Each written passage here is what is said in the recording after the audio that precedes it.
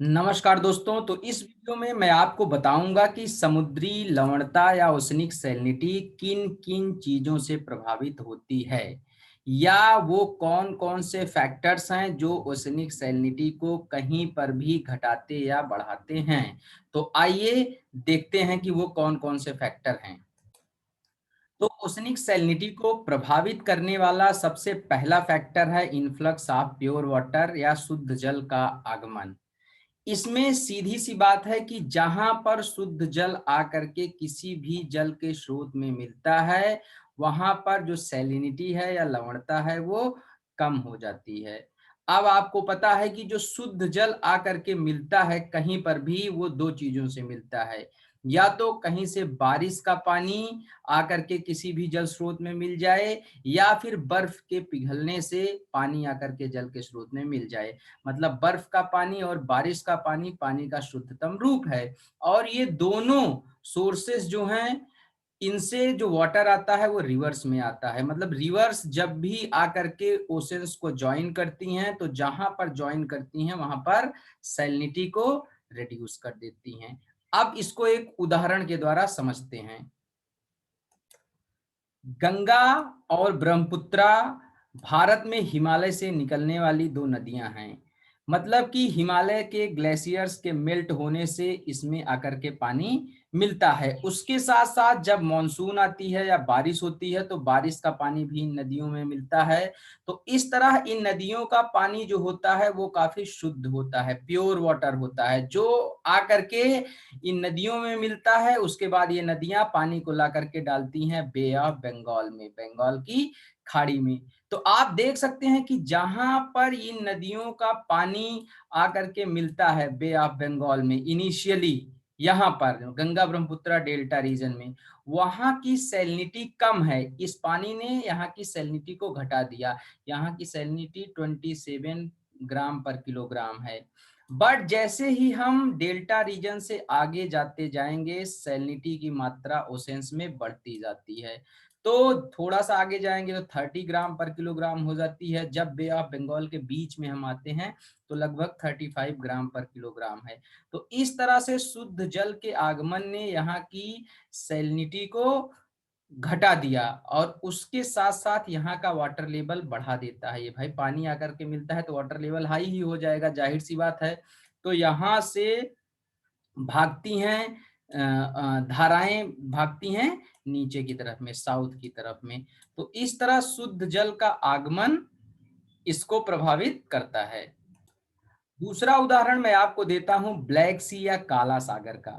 Black सी में west coast पर, north coast पर और ईस्ट कोस्ट पर सैलिनिटी कंपैरेटिवली कम है, बल्कि सदर्न कोस्ट पर और बीच में सैलिनिटी ज्यादा है। जैसे कि आप देख सकते हैं कि सदर्न कोस्ट पर सैलिनिटी 30 ग्राम पर किलोग्राम है, जबकि और किनारे किनारे नॉर्थ में, ईस्ट में, वेस्ट में सैलिनिटी 18 ग्राम पर किलोग्राम है।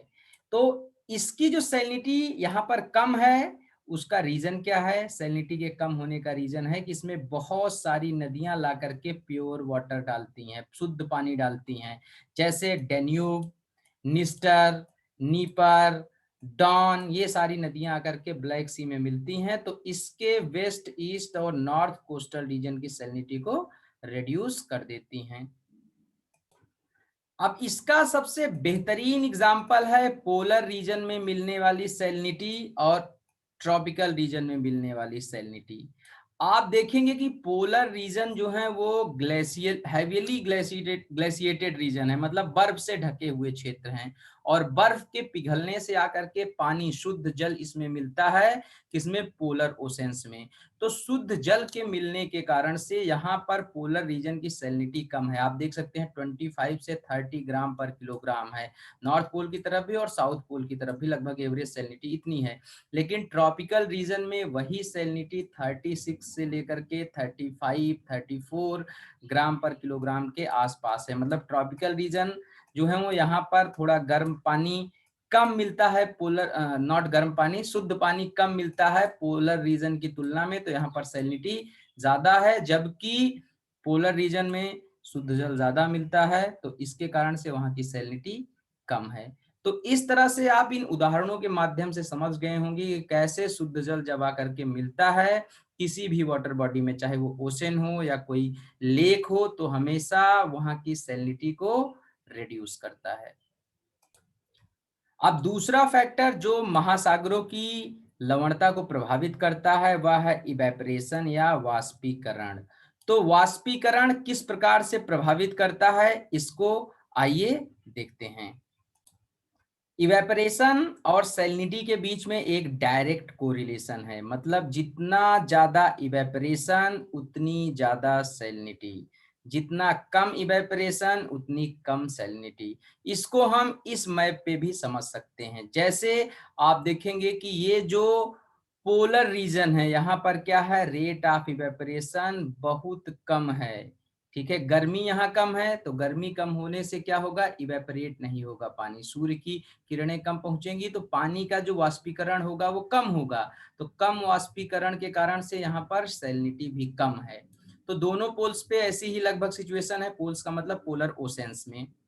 और वहीं पर आप देखेंगे इन क्षेत्रों को विषुवत रेखा के आसपास, ट्रॉपिक ऑफ कैंसर और कैप्रिकॉर्न के बीच के क्षेत्रों को, ठीक है, ये जो क्षेत्र हैं यहाँ पर सैलिनिटी हमेशा हाई रहती है, क्योंकि यहाँ पर रेट ऑफ इवेपरेशन जो है वो ज्यादा है। सूर्य की किरणें यहाँ ज्यादा समय तक पड़ती हैं लंबवत इन क्षेत्रों में, तो जो वर्टिकल सनरेज होती हैं उनके कारण से वाटर का इवेपरेशन ज्यादा होता है और इसके कारण से सैलिनिटी यहाँ की ज्यादा है। सिंपल सी बात है, आप ऐसे सोचिए कि आप एक बाल्टी में पानी रखिए और पानी में आप घोल दीजिए, कुछ भी मिट्टी घोल दीजिए, नमक घोल दीजिए, तो पानी कैसा हो जाएगा, खारा हो जाएगा। अगर वहीं पर टेम्परेचर ज्यादा होगा तो पानी जल्दी से भाप बन करके आसमान में उड़ जाएगा, लेकिन जो उसमें मिट्टी घुली हुई है वो नहीं उड़ेगी।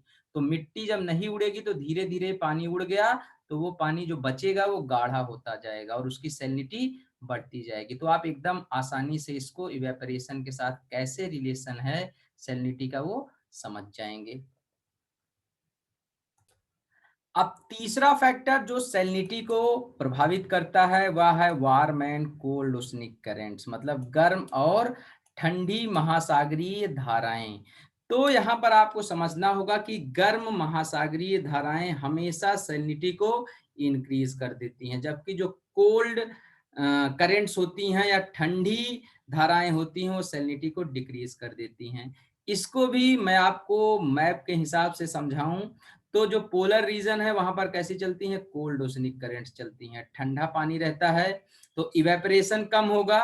तो जब इवेपरेशन कम होगा तो अपने आप जो होगी वो लवणता घटी रहेगी। लेकिन जहां पर वार्म ओशनिक करंट्स चलती हैं जैसे इक्वेटोरियल रीजन में, वहां पर हमेशा लवणता ज्यादा रहेगी, क्योंकि वार्म ओशनिक करंट्स या गर्म पानी इवेपरेट ज्यादा होता है। तो इवेपरेशन और वार्म और कोल्ड ओशनिक करंट्स में एक कोरिलेशन है, इसको आसानी से समझा जा सकता है अगर थोड़ा सा ध्यान दिया जाए तो। इसका एक सिंपल सा उदाहरण मैं आपको और देता हूं। आपको पता है कि इक्वेटर के इधर साइड में चलती हैं नॉर्थ इक्वेटोरियल ओशनिक करंट्स, जो कि कैसी होती हैं, जो होती हैं वार्म। तो ये जो उत्तरी विषुवतीय धाराएं हैं गर्म नेचर की, ये आती हैं तो कॉन्टिनेंट्स के ईस्टर्न साइड इधर ट्रॉपिकल रीजन में यहाँ की सैलिनिटी को बढ़ा देती हैं। वहीं पर इधर जो मध्य अक्षांशीय क्षेत्रों में मिड लैटिट्यूडनल एरियाज में चलती हैं नॉर्थ एटलांटिक ड्रिफ्ट, जब ये चल करके आती हैं तो ये वेस्ट यूरोप की तरफ भी सैलिनिटी को हमेशा बढ़ा देती हैं। ये दोनों कैसी हैं, गर्म धाराएं हैं। तो गर्म धारा हमेशा क्या करती है, गर्म धारा सैलिनिटी को बढ़ा देती है। वहीं पर जो कोल्ड करेंट्स होती हैं वो क्या करती हैं, सैलिनिटी को रिड्यूस कर देती हैं। आप देख सकते हैं यहाँ पर चलती है लैब्राडोर।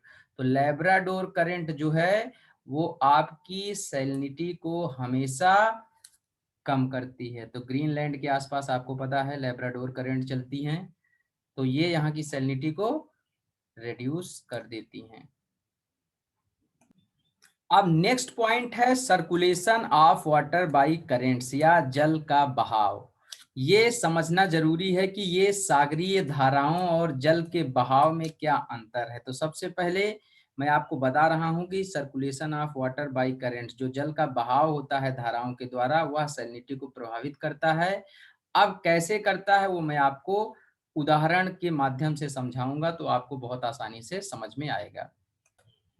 यहाँ पर आप देख सकते हैं इस मैप में कि जो ओशंस हैं, बेसिकली ट्रॉपिकल ओशंस, वहां पर ओशंस के वेस्टर्न साइड में सैलिनिटी ज्यादा है, इधर की तरफ सैलिनिटी ज्यादा है।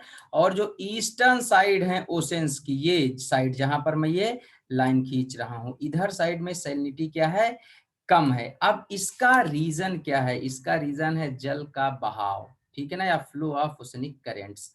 यहाँ पर जो करंट चल रही हैं, आपको पता है नॉर्थ इक्वेटोरियल करंट भी वार्म करंट है, और इधर चलने वाली साउथ इक्वेटोरियल करंट, दक्षिणी विषुवतीय धारा भी वार्म करंट है। तो अब हम इसको वार्म करंट से ना रिलेट करके इसको हम समझेंगे कि ये जो करंट बह रही है, तो जिस तरफ बह रही है उधर आप देखेंगे सैलिनिटी को ज्यादा बढ़ा रही है, जिधर से बह रही है उधर सैलिनिटी को ये क्या कर रही है, रिड्यूस कर रही है। आप मानिए कि यहाँ पर जैसे सॉल्ट्स जो हैं अगर बराबर मात्रा में प्रेजेंट हों, तो जिस तरफ ये करंट बह करके जा रही है, इधर के सॉल्ट को, मतलब ईस्टर्न साइड के पानी में जो सॉल्ट्स मिले हुए हैं उनको उठा करके ले जाती है ओशंस की वेस्टर्न साइड में, ये पानी बह करके। ये अगर वार्म करंट है तो आइडियली तो हर जगह एक सा प्रभाव होना चाहिए, लेकिन नहीं, जिधर की तरफ बहती है उधर ये ज्यादा प्रभावकारी होती है, उधर की सैलिनिटी को बढ़ाती है। तो आप देखेंगे वेस्टर्न साइड में हमेशा ओशंस में सैलिनिटी ज्यादा रहेगी ईस्टर्न साइड के कंपैरिजन में। इसको आप स्केल पर देखेंगे तो आप देखेंगे कि यहाँ पर पूरा येलो और ब्राउन टाइप से बना हुआ है, मतलब यहाँ पर वेस्टर्न साइड में सैलिनिटी 36, 37, 38 तक पहुंच रही है, बट ईस्टर्न साइड में ये 35 या 34 इसकी एवरेज सैलिनिटी है। तो हमेशा गर्म पानी जो होता है या ठंडा पानी जो भी होता है, वो जिस दिशा में बह करके जाता है उधर वाटर लेवल को पहली चीज ऊपर करता है, और उधर की सैलिनिटी को हमेशा हमेशा बढ़ा देता है। तो इस पॉइंट को एकदम से याद रखिएगा। मतलब अगर इधर से लेब्राडोर करंट बह करके आ रही है, तो जिधर से बह करके आ रही है यहाँ पर भले से ये ठंडी है, तो इसके कंपैरिजन में, इस रीजन के कंपैरिजन में इस रीजन की सैलिनिटी हमेशा कम होगी। जिधर से करंट बह करके आती हैं उधर की सैलिनिटी कम होती है, और जिधर बह करके जाती हैं वहां की सैलिनिटी हमेशा ज्यादा होती है। तो आई थिंक आपको ये इस उदाहरण के माध्यम से बहुत आसानी से समझ में आया होगा। अब जो लास्ट पॉइंट है वो है atmospheric pressure and wind direction, या वायुमंडलीय दाब और पवने। तो एटमॉस्फेरिक प्रेशर जो है, वायुमंडलीय दाब, वो लवणता को प्रभावित करता है। कैसे करता है इसको मैं आपको अभी समझा रहा हूं, लेकिन आप उसके पहले ये जान लीजिए कि पवन जो चलती है वो हमेशा किससे चलती है, डिफरेंस ऑफ एटमॉस्फेरिक प्रेशर से। हमेशा पवन हाई प्रेशर रीजन से लो प्रेशर रीजन की तरफ चलती हैं, विंड जो होती हैं आपकी चलती हैं। तो इस तरीके से प्रेशर से विंड चलती हैं, तो प्रेशर और विंड दोनों ही सैलिनिटी को इंपैक्ट करते हैं। अब आइए इसको देखते हैं।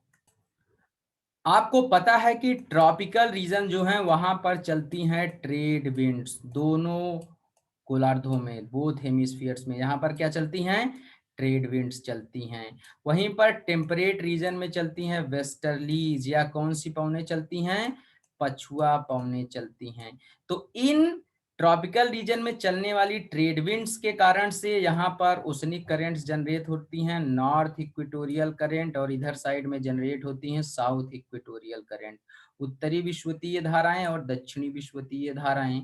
तो ये जो विंड्स हैं यही करंट्स को ओरिजिनेट कर रही हैं, और विंड्स अपने साथ पानी को लेकर के भागती हैं, मतलब करंट्स को लेकर के भागती हैं। तो जिधर विंड चल करके जाती हैं हमेशा उधर उस साइड की सैलिनिटी ज्यादा होगी, जिधर पहुंचेंगी मतलब विंड्स उधर की सैलिनिटी ज्यादा होगी, और जिधर साइड से चलेंगी वहां की सैलिनिटी हमेशा क्या होगी, कम होगी। तो इस तरह आप देखेंगे वेस्ट यूरोप की साइड, अटलांटिक ओशन में वेस्ट यूरोप की साइड सैलिनिटी हमेशा ज्यादा होगी। किसके साइड में, जो अटलांटिक का ये आपका वेस्टर्न कोस्ट है, इधर साइड से ज्यादा ईस्टर्न कोस्टल रीजन पर सैलिनिटी होगी। वहीं ट्रॉपिकल रीजन में, वेस्टर्न कोस्टल रीजन में सैलिनिटी हमेशा की मतलब ज्यादा रहेगी, जो ओशंस के वेस्टर्न साइड हैं, और ईस्टर्न साइड में हमेशा सैलिनिटी कम रहेगी। तो इस तरह आप समझ सकते हैं कि ग्लोबल विंड्स जो हैं, ये करेंट्स और विंड्स को आप कोरिलेट करके समझिए कि जो ग्लोबल विंड्स हैं वो जहां जाती हैं वहां की सैलिनिटी को इंक्रीज कर देती हैं, जिधर से जाती हैं उधर की सैलिनिटी को डिक्रीज कर देती हैं, जिसको मैंने आपको यहाँ पर ट्रेड विंड्स और वेस्टर्लीज के माध्यम से समझा दिया। तो इस वीडियो में इतना ही कि कौन कौन से ऐसे फैक्टर्स हैं जो सैलिनिटी को इम्पैक्ट करते हैं, मैंने आपको क्लियर किया।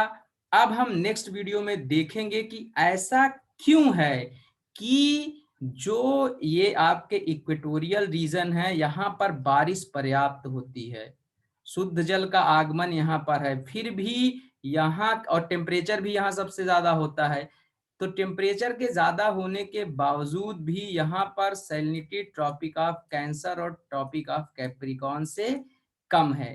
तो सैलिनिटी कम क्यों है, आप मुझे कमेंट बॉक्स में कमेंट करके बताइए और मैं इसका उत्तर आपको नेक्स्ट वीडियो में देने की कोशिश करूंगा। Thank you very much for being with me today.